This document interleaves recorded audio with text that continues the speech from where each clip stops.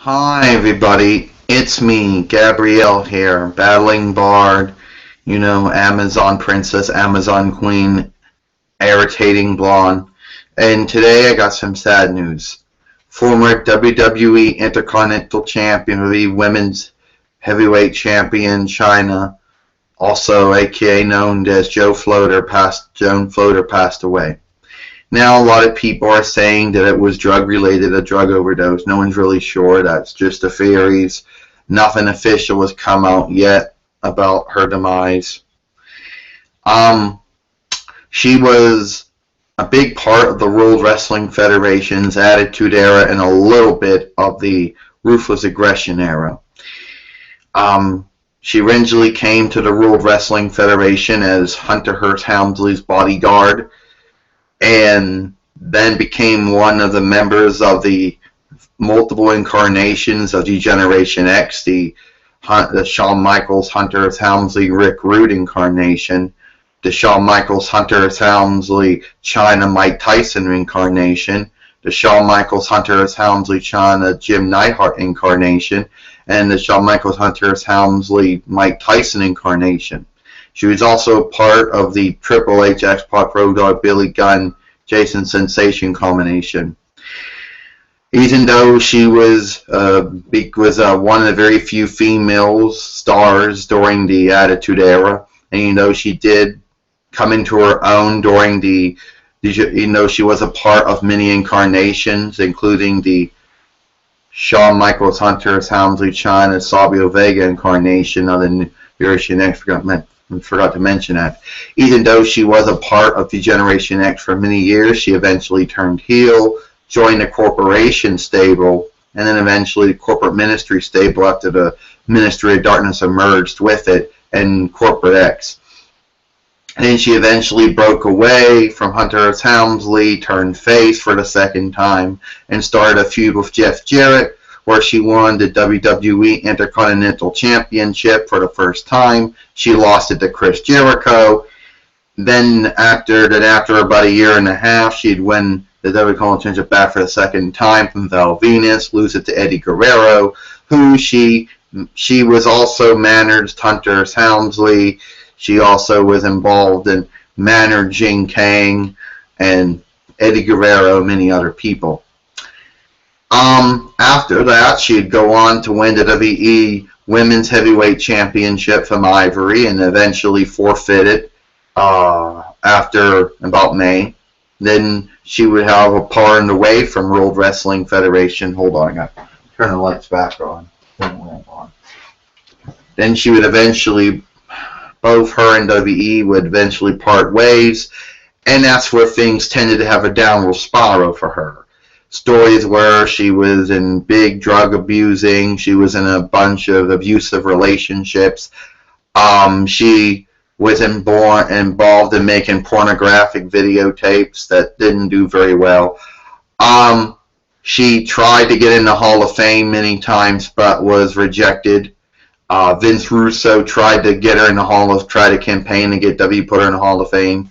She apparently had some issue with Hunter S. Helmsley after he said that it wouldn't be in W's best interest to put her in the Hall of Fame because of the pornographic things that she was doing and the drug abuse and the other issues that was going on. And then she was eventually turning her life around. She was making videos about eating healthy and working out. And she had a short stint in New Japan Pro Wrestling. She was in Tone Non-Stop Action Wrestling for one night, I think, for a while. I mean, yeah, of course, she wasn't perfect. She made mistakes, like anybody. But she was one of those very few female wrestlers that's able to go beyond, able to do what most female wrestlers couldn't do. I mean, yes, there was Nicole Bass and ECW and WWF, but Chyna was the first woman to win the Intercontinental Championship. And yes, Chyna was the first woman to be in 2 Royal Rumbles, 1999, 80, and 2080 Royal Rumbles. Didn't win them, but she was still in them. And Chyna would eventually pave the way for Beth Phoenix and Karma being in Royal Rumbles. And even though there were certain female wrestlers that were very that were athletically built to be able to wrestle men. Most of them weren't. Yes, I do know that Nicole Bass would have had the capability of doing that, but I don't know if she did wrestle too many men. He knows she would have been able to handle herself. And Nicole Bass, to my understanding, she never really did, but she was in one Royal Rumble. Regardless of that, she will be missed. You know, yes, Chyna will probably always be remembered for her time in the World Wrestling Federation. Now, World Wrestling Entertainment is a part of Degeneration X, the corporation, a corporate ministry, Corporate X. She'll also be known for her feuds over Jeff Jarrett and Val Venus, so WWF World Championship. Her winning her feuds with Iger, WWF Women's Heavyweight Championship. You know, I was very surprised that this actually happened. I mean, just recently we lost two more wrestlers. We lost Blackjack Mendelin, who just passed away recently. We also lost Balls Mahoney. So that's just been two people who passed away, and now Chyna. So that makes a total of 3 in April. And if my memory serves me right, in April, that Rick Rude passed away in April many years ago too. And if I'm correct, yeah, that last year around this time, that Vern Gagne passed away. So now, unfortunately, Blackjack Mendelin, Boss Mahoney, and Chyna can now be added to that list. Chyna is up in heaven now. Joe Floater's up in heaven now with God and Jesus now. She's at peace now, in a better place. I feel very sorry for her family and friends and co-workers, anyone who's known her. Yes, I know that she has, that she wasn't the most best woman wrestler out there. And I know that some people have criticized her for her wrestling skills or her mic skills. But she was one of the most influential women wrestlers out there during the time. One of the very few ones that actually could wrestle men. One of the few ones that actually won belts that primarily men were booked to win.